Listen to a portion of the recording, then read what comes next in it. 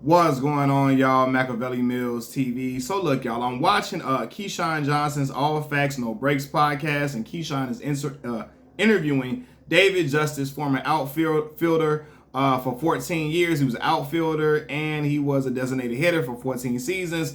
Famously played for the Atlanta Braves. Y'all know that Atlanta Braves team that captured America.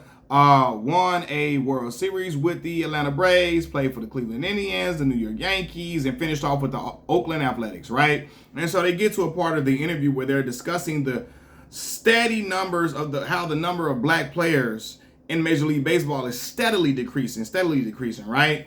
And in college, I did a report on that. I did a whole paper on this subject in particular, right? And I've covered it in other videos.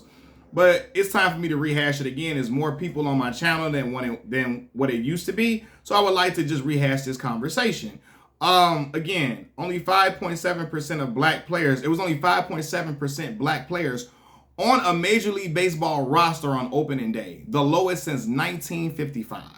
Okay? When you got record numbers low like that since 1955, brother, when segregation was still going on, Jim Crow was still going on in America, they'll let you know, hey, brothers they not coming to this game at all. So we're going to get the elephant in the room out the way first. First of all, I know I hate to say this to a lot of baseball fanatics and baseball aficionados. Baseball is not an exciting game. You have to really be cultivated in a game. Your father got to introduce you to that game. You got to grow up. Somebody got to introduce you to that game to really be into it. Watching it at home is like watching paint dry. It's better to watch it at the ballpark. And a lot of kids can't get to the ballpark, right? A lot of young black kids, they ain't got no money to go to these ballparks, especially I'm in Chicago. The Cubs game expensive as hell. Now, a lot of jobs give away free White Sox tickets, etc. They can check them out, right? But White Sox are terrible right now too, though. But anyway, it's just it's a drag, right? And a lot of kids of today, especially black kids too, but a lot of kids in general, right? They like fast-paced games. Something that's fast-paced. Baseball is just too slow. It's too slow, and a lot of kids we're in a microwave generation. We want to see high-speed, fast-paced games like football and basketball, right? Another reason that a lot of black kids don't play baseball like that, a lot of young black folks not playing baseball, is because it's not a lot of teenage fanfare around the game. Just think about it, right? I'm in Chicago. Believe it or not, we got a football scene here, y'all. My school, Morgan Park High School. Look up Morgan Park High School in Lexi Spurlock. My school sent a lot of players to Big Ten, sent players to the MAC conference schools, Northern Illinois, Ball State, etc. Had kids go to SEC schools from my high school, right? My school was a football powerhouse. Friday Night Lights, man, y'all, everybody would come to them games. The girls, the teachers, everybody. Baseball games, man, nobody was coming to the baseball team's game. Nobody even knew when they played, where they was playing at, nothing. And a lot of kids want to play a sport where they feel like, yo, the community is going to be galvanized around me. People going to watch me play. I'm going to get a lot of hoopla. I'm going to get noticed if I play this game. I'm going to get a lot of attention. And baseball, you're not getting a lot of attention when you play that game at high schools, especially in the inner cities like Chicago. You're just not, right? Now let's get to the other things. First of all, baseball is a very expensive game to play. What do I mean by that? In order to be scouted to play baseball, you're going to have to play travel baseball. You're going to have to play like an AAU type circuit baseball team. Travel baseball is expensive. It can cost you thousands of dollars to play on travel teams. And a lot of black folks ain't got money to be forking over like that to baseball. They don't, right? Best chance is that one kid might get sponsored or something like that. And a lot of times that don't happen. Bats, a lot of baseball bats be costing $300. That's a lot of money to start off. A basketball costs what, $20? $15, $20? Baseball costs $200, $300. I mean, a baseball bat costs about $300. A good bat. Baseball, you got to buy the baseballs. You got to buy the cleats. You got to buy the glove. It starts getting expensive for a lot of black folks to be paying for. And as you all know, a lot of our people come from poverty-stricken areas. We come from harsh conditions. They ain't got money to be forking over like that, right? Now, in Chicago, we had Jackie Robinson West Little League team, right?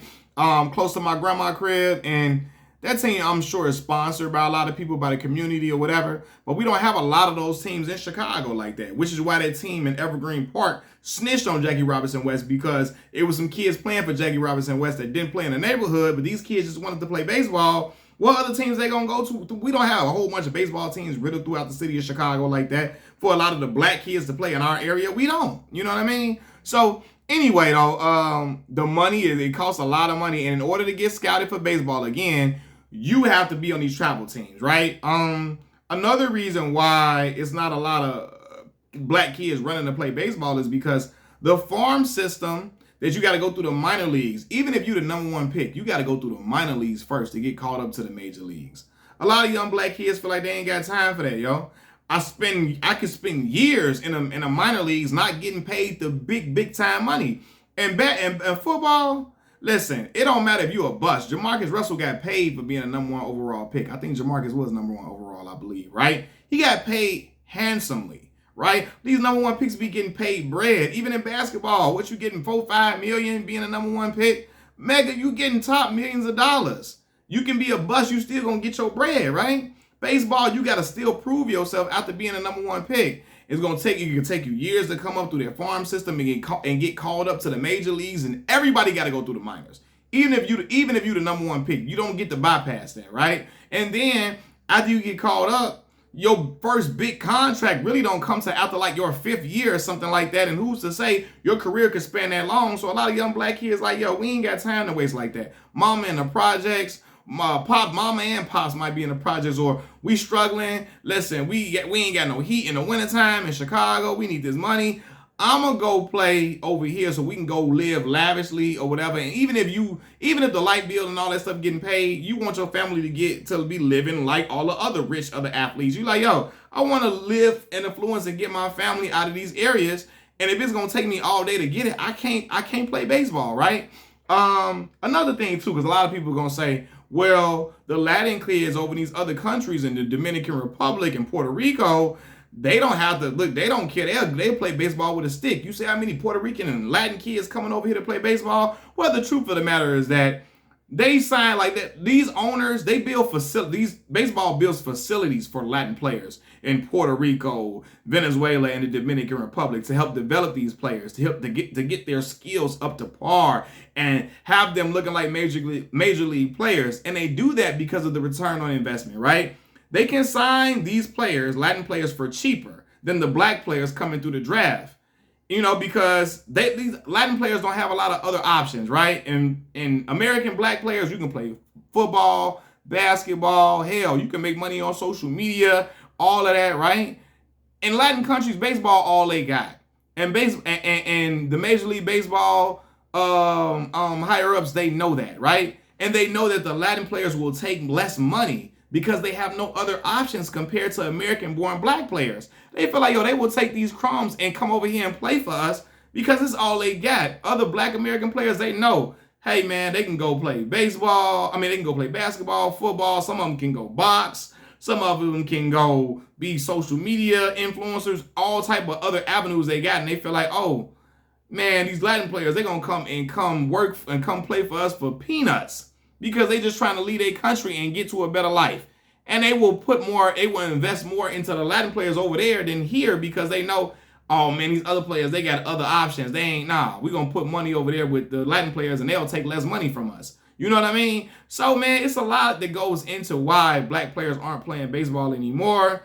And all of those reasons are why, man. But, you know, it's just not a sexy game like it is. And you know, individuality isn't really allowed. Like, you can't bat flip or celebrate.